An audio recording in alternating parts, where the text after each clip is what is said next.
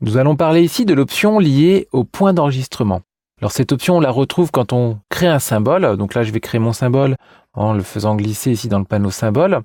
Et voilà, on va vraiment s'intéresser à cette partie ici où il y a marqué enregistrement, où on a ici en fait une représentation ni plus ni moins du cadre de sélection de notre symbole, avec ici le point qui est sélectionné pour l'instant qui se trouve au centre.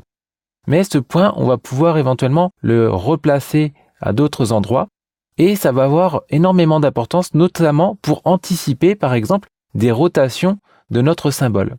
Donc là, typiquement, j'ai envie de partir de ce pétale pour ensuite le faire pivoter pour faire ma fleur. Et pour l'instant, le point de rotation, de référence, donc ce point d'enregistrement, se trouve au milieu de mon symbole. C'est-à-dire que si par la suite je prends mon outil rotation, ma rotation se fera par rapport au milieu ici de ma feuille.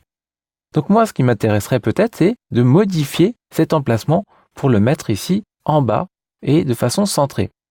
En faisant ceci, lorsque je vais valider par OK, je vais observer ici une petite croix justement qui me montre ce point de référence.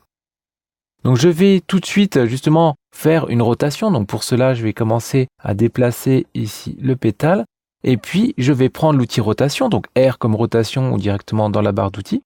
Et automatiquement, la mire de rotation se place sur ce point de référence. Donc là, j'ai plus qu'à faire pivoter en maintenant la touche majuscule pour avoir l'angle à 45 degrés et en même temps, je maintiens la touche Alt pour faire une copie. Donc Alt et majuscule simultanément. Puis je vais faire un commande D sur Macintosh, CTRL D sur PC pour répéter cette dernière opération. Très bien, donc maintenant, si je souhaite modifier le point de référence, bien vous allez me dire, c'est simple, je vais revenir dans les options de ce symbole. Mais le problème, c'est que si je reviens dans les options de ce symbole, ici, la partie a disparu. Mais voici le moyen de le faire. En fait, il faudra simplement faire un double clic sur le symbole.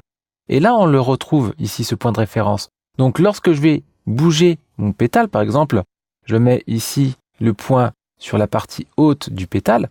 Lorsque je vais ressortir en faisant un double clic ou échappe ou ici la flèche, directement, je vais voir que ça va complètement modifier la rotation de celui-ci. Idem si je cherche à le mettre, par exemple, de façon centrée.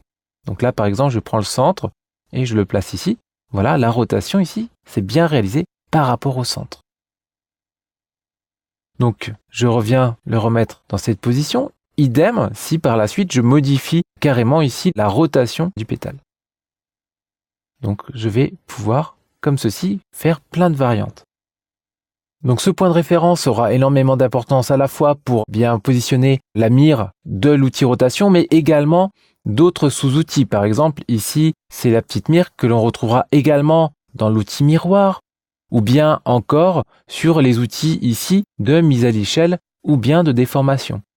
En effet, si je prends par exemple ce symbole, lorsque je vais faire la mise à l'échelle, directement, le point du bas sera bloqué ici.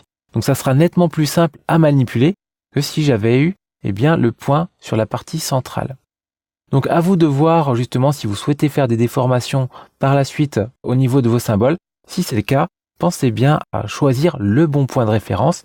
Et si vous êtes trompé en cours de route, n'hésitez pas donc à venir rééditer votre symbole d'origine et automatiquement, ça se répercutera sur l'ensemble.